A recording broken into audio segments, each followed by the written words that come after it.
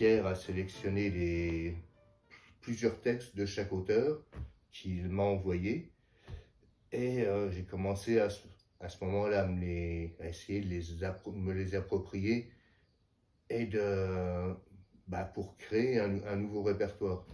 Alors la difficulté, c'était que habitué à Baudelaire, qui est beaucoup en alexandrin, c'est assez facile, c'est assez fluide parce que c'est rythmé. Et là, rencontrer des poètes comme Rimbaud ou Mallarmé, où c'est des fois, il y a pas de structure, où les phrases sont coupées, où il n'y a pas de ponctuation, c'était beaucoup plus difficile à s'approprier et à composer dessus. Autant sur Verlaine, qui moi personnellement je trouve ressemble beaucoup à Baudelaire dans l'écriture, où c'est une poésie qui est assez fluide et rythmée assez facilement.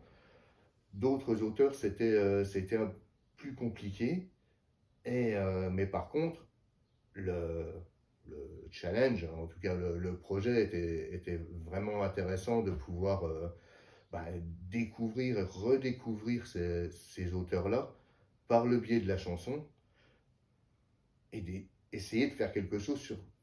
Enfin, des fois, c'est vraiment pas facile, quoi.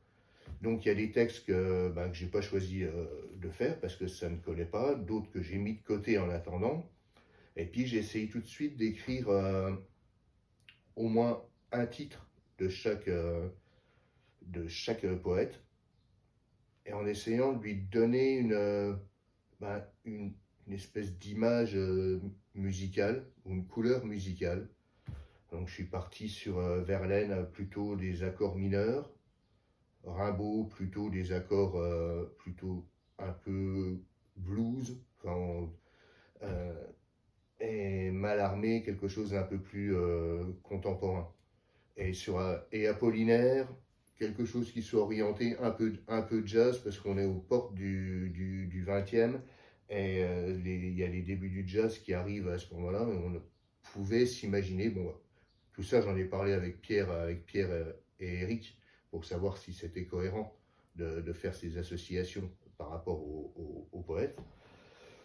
Et on a commencé à composer comme ça, à échanger avec Mathieu et Oriane à distance. Moi, je leur envoie les fichiers, et puis ils font leur partie, on en parle. Après, je fais écouter à Pierre et Eric, qui sont les deux juges. Enfin, en tout cas, c'est la partie, pas enseignante, mais en tout cas, voilà, ils donnent la caution ou pas caution. Pierre me corrige après beaucoup sur les liaisons qui peuvent être faites ou que j'aurais mal fait en l'interprétant. Il me donne ses retours, on en reparle, je corrige et puis on avance comme ça. En tout cas, c'est assez intéressant.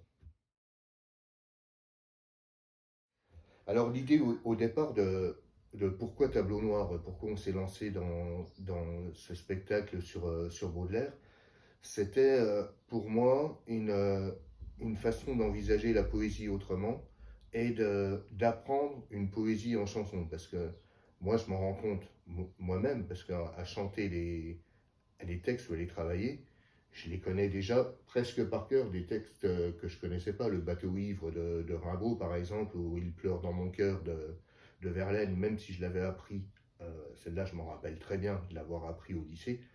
Euh, mais la musique, en tout cas, favorise la mémorisation du texte. Et là, l'idée, c'est de chanter ces poésies, de les retenir beaucoup plus facilement et en même temps d'en découvrir ou d'en percevoir une autre compréhension par l'interprétation que nous on peut en faire, mais qui peut ouvrir en même temps euh, oui, des autres interprétations ou des autres ressentis de la part de l'auditeur.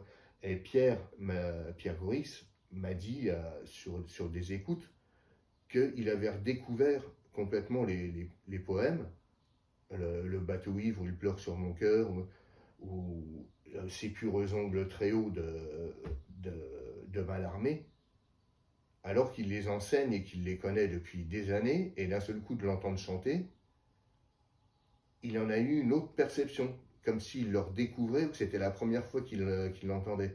Alors bon, je trouve que c'est plutôt plus qu'intéressant.